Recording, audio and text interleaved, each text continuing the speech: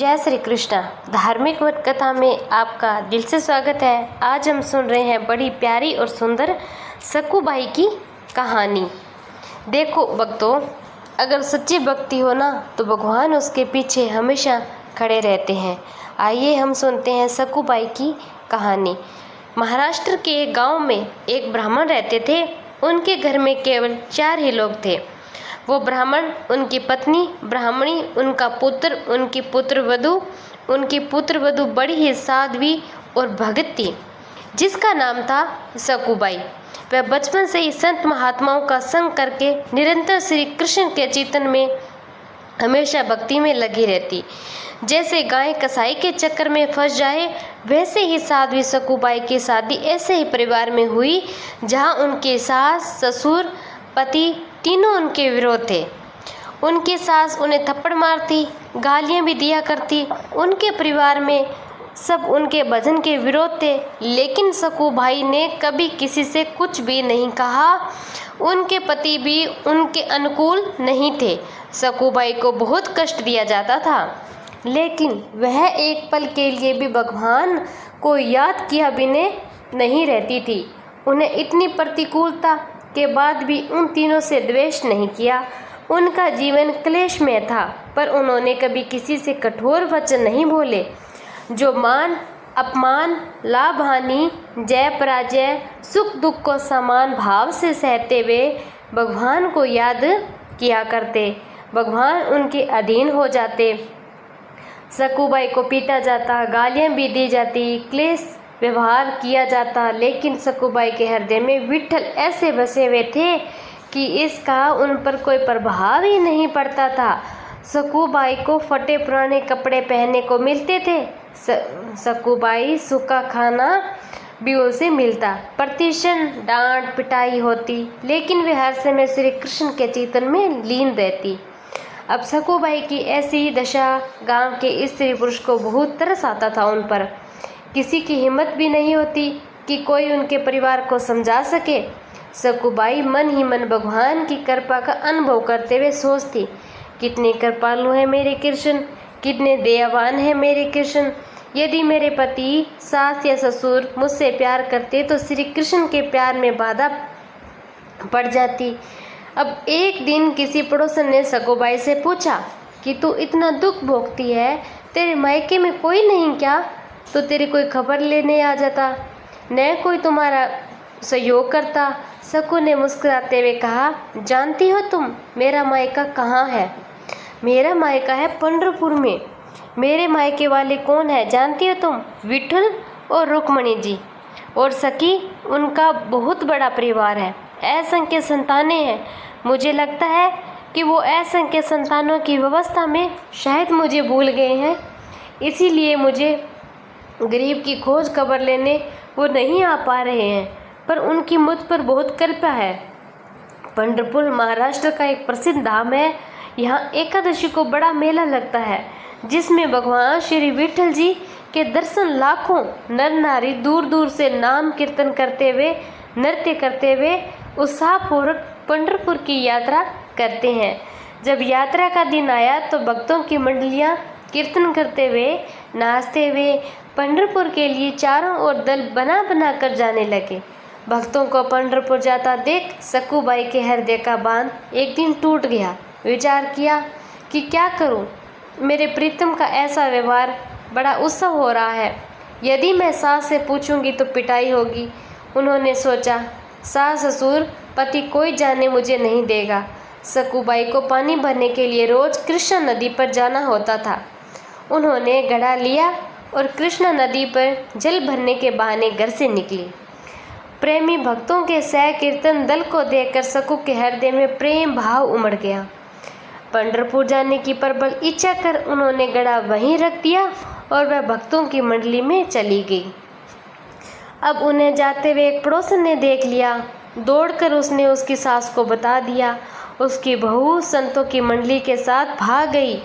अब सास और पति के बड़े बड़े डंडे निकले और उन्होंने सकू को रोकने के लिए दौड़ पड़े। उन्होंने देखा तो सकुबाई अपने प्रीतम के दर्शन की विशेष इच्छुक थी और भक्तों के बीच में भगवत प्रेम में उन्मत्त हो रही थी। उनकी सास ने उनके बाल पकड़े, घसीट कर उन्हें बाहर लाई। वही उन्हें डंडे से मारना शुरू कर दिया और घर ले जाकर तीनों ने मिलकर उनकी बहुत पिटाई की।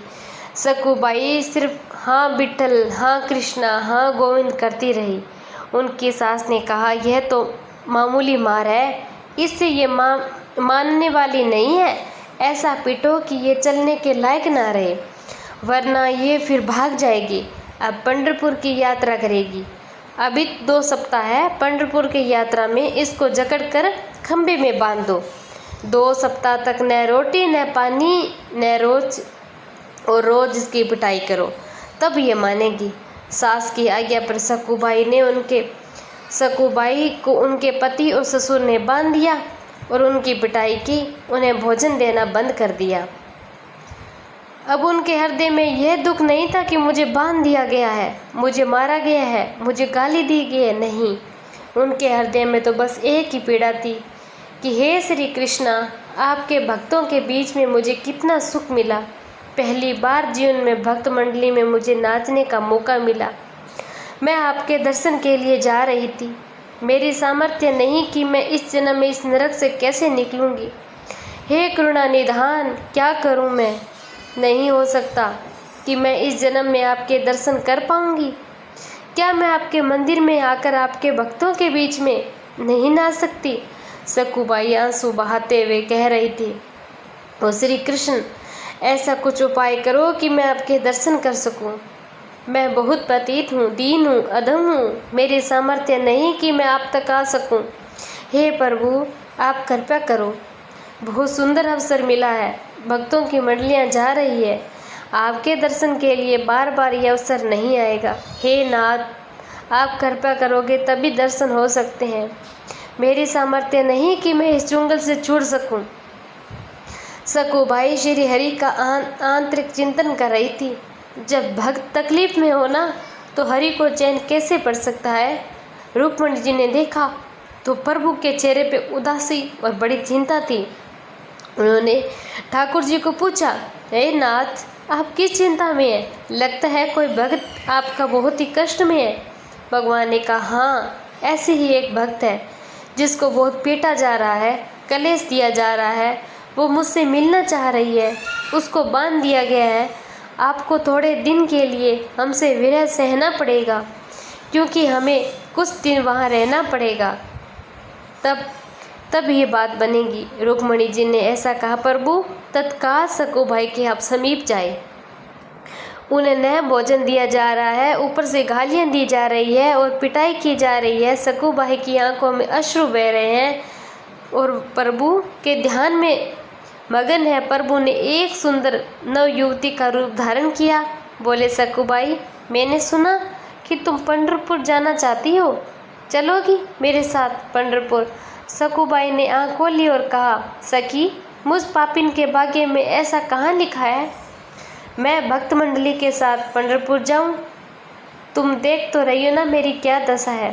स्त्री रूपी ठाकुर जी ने कहा, भाई, तुम जानती नहीं हो, मैं तुम्हें बहुत समय से जानती हूँ।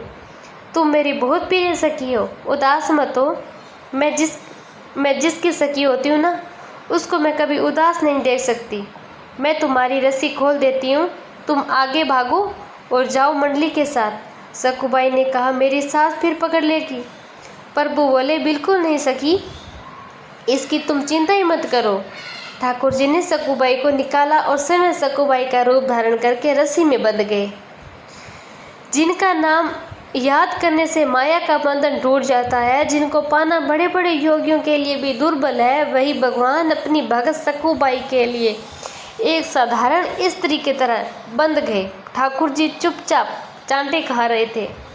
ठाकुर जी को कई दिन हो गए, भोजन नहीं मिला, पानी नहीं मिला, रोज उनकी पिटाई हुई। 14 दिन भेद के प्रभु बंधे रहे, रोज डंडे गालियाँ खा रहे। उनके पति को उन पर दया आई तो उन्होंने सकुबाई के रूप में ठाकुर जी बंधे थे उनको खोल दिया। पति की आज्ञा के अनुसार सकुबाई रूपी श्री भगवान ने स्नान किया, सुंदर रसोई बनाई, सबको खिलाया। भोजन पाने के बाद तीनों के हृदय में बहुत प्यार उदय हुआ। सकुबाई रूपी भगवान ने अपनी सेवा सुंदर व्यवहार से पति, सास, ससुर तीनों के स्वभाव को बदल दिया। अब तीनों सकुबाई स्वरूप श्री भगवान से प्यार करने लगे। उधर सकुबाई पंढरपुर पहुँच के नाम से कीर्तन करते हुए नाच रही थी। प्रभु के प्रेम में वो इस बात को ही भूल गई कि मेरी जगह कोई और सखी बंधी हुई है। आनंद में विभोर हुई सकुबाई ने चंद्रभागा नदी में स्नान कर मंदिर के अंदर में प्रवेश किया। वो मंदिर में जाकर श्री हरि के दर्शन करके आनंद सिंधु में डूब गई। सकुबाई का प्रभु में ऐसा मन लगा कि उन्होंने प्रभु के सामने प्रतिज्ञा कर ली कि जब तक शरीर में प्राण रहेंगे मैं पंढरपुर की सीमा के बाहर नहीं जाऊंगी। उन्हें क्या पता था कि उनके बदले पंडरीनाथ जी वहाँ बंधे हुए हैं। अब सकुबाई पांडुरंग के ध्यान में संलग्न हो गई। सकुबाई के सामने वो स्वरूप प्रकट हुआ। सकुबाई विठल हो गई। भगवान के सौंदर्य के दर्शन में इतना मुग्ध हो गई कि उनके प्राण ही छूट गए। एक ब्राह्मण उस मंडली में आया। उसने सकुबाई की लाश को देखा। उसने साथियों को बुलाया। सबने मिलकर सकुबाई के शरीर का अंतिम संस्कार किया। इधर रुक्मणी जी ने विचार किया कि ठाकुर जी गए हुए कितने दिन हो गए हैं, वो वापस कब आएंगे। आज तक वापस नहीं आए। फिर ध्यान दे के देखा कि जिसके लिए वे गए थे उसने तो शरीर ही छोड़ दिया। उसके शरीर का अंतिम संस्कार भी हो गया। अब मेरे प्रभु को मैं बहू बनकर वहाँ रहना ही पड़ेगा। अब रुक्मणी जी को बड़ी चिंता हुई। रुक्मणी जी शमशान में पहुंची। उन्होंने सकुबाई की राख, हड्डी सबको एकत्रित किया। प्रेम दृष्टि से देखा तो सकुबाई फिर से जीवित हो गई। सकुबाई को ऐसा लगा कि वह जैसे गाढ़ निंद्रा से जगी हो।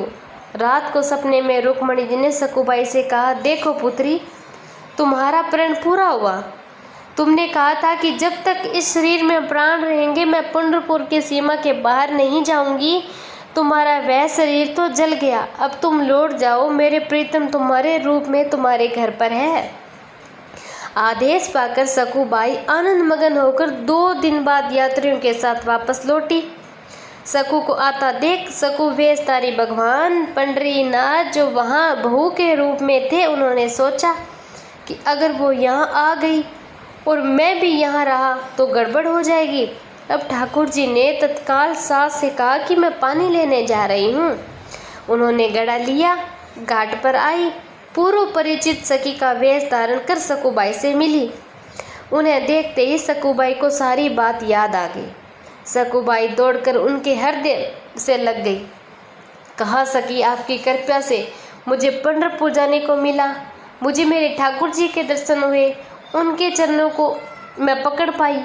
बहन, तुम्हें बहुत कष्ट भोगना पड़ा मेरी वजह से। ठाकुर जी ने कहा, तुम चिंता मत करो, तुम खुश हो ना। तो सकुबाई ने कहा, मैं बहुत खुश हूँ। ठाकुर जी ने कहा, तो मुझे कोई कष्ट नहीं है। यदि तुम खुश हो ना तो मुझे किसी प्रकार का कोई दुख, कोई कष्ट नहीं है। तुम ये लो, घड़ा लो, इसमें जल भरो और घर जाओ। सकुबाई घड़ा भरकर अपने घर को गई। ठाकुर जी तो अंत ध्यान हो गए। अपने धाम रुक्मणी जी के पास में पहुंच गए। अब सकुबाई घड़ा उठाकर घर पहुंची तो स्वाभाविक अपने काम में लग गई। सकुबाई को सास, ससुर और पति के बदले में स्वभाव को देखकर बड़ा आश्चर्य हुआ।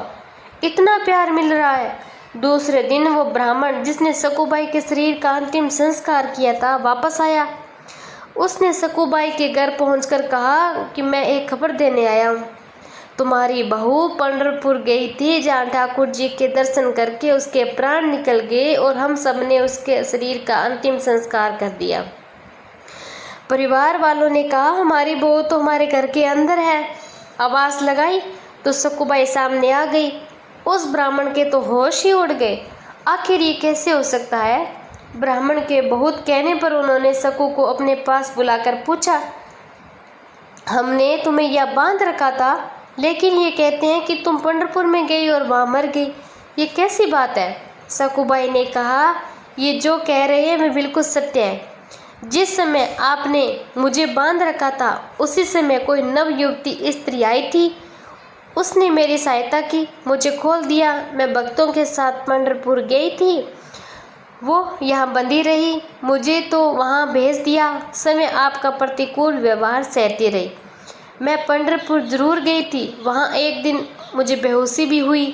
बाद में मुझे मालूम हुआ कि मैं मर गई थी, मेरे शरीर को जलाया गया था, पर रुक्मिणी जी ने मुझे पुण्य जिंदा कर मुझे वापस भेज दिया। मैं जब नदी के पास आई तो वह युवती मुझे फिर से मिली। उसने मुझे घड़ा देकर कहा कि तुम अपने घर जाओ।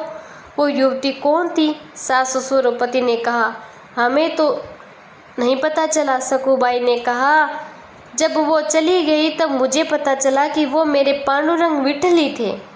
आप लोगों का बड़ा सौभाग्य है कि आपको मेरे इष्ट के दर्शन हो गए। यह सुनते ही सकुबाई के सास ससुर पति उनके चरणों में गिर पड़े। कहा, हमने तुम्हें पहचाना नहीं सकू। हमारे घर में ऐसी परम भक्त परम साध्वी रहती है जिसके अधीन श्री भगवान, हमने तुम्हें बहुत सताया, हम पर कृपा करो। संत सकुबाई ने सास ससुर उसके पति भक्ति का उपदेश दिया। तीनों भजन करने लगे। सकुबाई की कृपा से भगवत धाम को प्राप्त हुए। यदि उपासक भक्ति मार्ग में आगे बढ़ रहा है तो उसके जीवन में प्रतिकूलता आए उसे आनंदित होना चाहिए। अब हरि जल्दी ही आने वाले हैं। जब जब प्रतिकूलता किसी भक्त के जीवन में आई तो भगवान का ऐसा अवतार हुआ जो न तो पुराणों में लिखा और न ही शास्त्रों में। हरि हमें हर क्षण देख रहे हैं। कभी निराश मत होना, चाहे जितना दुख क्लेश आए। आपको दुख क्लेश देने वाले व्यक्ति को कभी क्लेश देने का विचार मत करना, आनंदित होकर सहना, तो हरि आप पर कृपा करेंगे, आपको हृदय से लगा लेंगे। इससे आपका जन्म जन्म का दुख दूर हो जाएगा। अगर श्री कृष्ण से आपको प्रेम करना है, उन्हें जानना है, उनकी भक्ति इतनी प्यारी है, तो श्री कृष्ण के भक्ति में इतना रम जाना कि खुद को भूल जाना, पर श्री कृष्ण को हमेशा याद रखना। जिस प्रकार सकुबाई ने विठल भगवान को, श्री कृष्ण को अपनाया, उसी प्रकार अपने जीवन में श्री कृष्ण को इस प्रकार अपनाना कि वो तुमसे अलग हो ना सके। जय श्री कृष्ण। राधे राधे।